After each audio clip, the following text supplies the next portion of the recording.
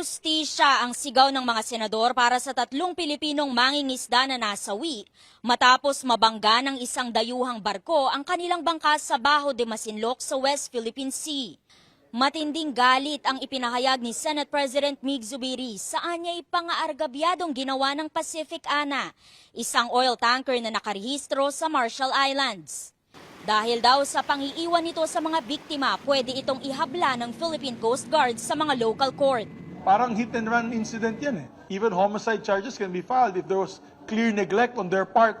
Maaari rin daw itong ireklamo dahil sa paglabag sa United Nations Convention on the Law of the Sea na nagsasabing obligasyon ng kahit anong vessel ang sumaklolo sa mga bangkang nangangailangan ng tulong. I'm sure you would hear a loud thump. I'm sure there were people screaming. Kung hindi pumigil itong barko na to, halatang-halata na talaga there was a disregard for human life and disregard for the rule of law. Para kay Opposition Senator Rizzo Ontiveros, isa itong paghamak sa lahat ng Pilipino at hindi dapat palampasin. Dapat daw tulungan ng gobyerno ang mga naulila sa pagkamit ng hustisya ayon kay Minority Leader Coco Pimentel. Komprehensibo at patas na investigasyon naman ang panawagan ni Senate Committee on National Defense Chairman Jinggoy Estrada, habang si Senador Grace Poe nang hihingi ng dagdag na bantay sa karagatan.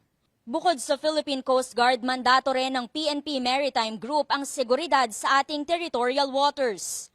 Kaya sa pagdinig ng Senado tungkol sa budget ng Interior Department at mga ahensya sa ilalim nito, kinwestiyon ni Senador Francis Tolentino kung bakit sa Camp Crame nakabase ang Maritime Group sa halip na malapit sa ating mga karagatan.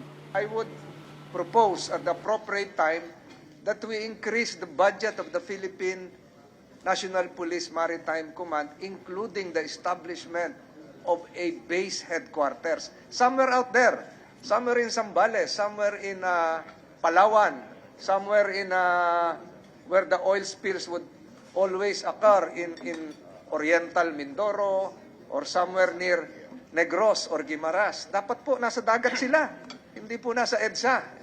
Higit 200 milyong piso ang nakalaan para rito sa panukalang budget. Kasama dyan ang pagbili ng 8 high-speed boats at pag-maintain ng higit 100 rubber boats. Pero kulang ito ayon kay Tolentino. Ang rubber boats po, pang-rescue lang po yun ng mga LGUs.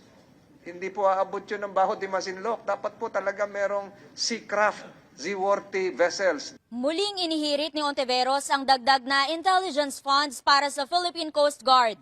Una nang nangako si Zubiri na bubuhusan ito ng pondo. Amor Santos, CNN Philippines.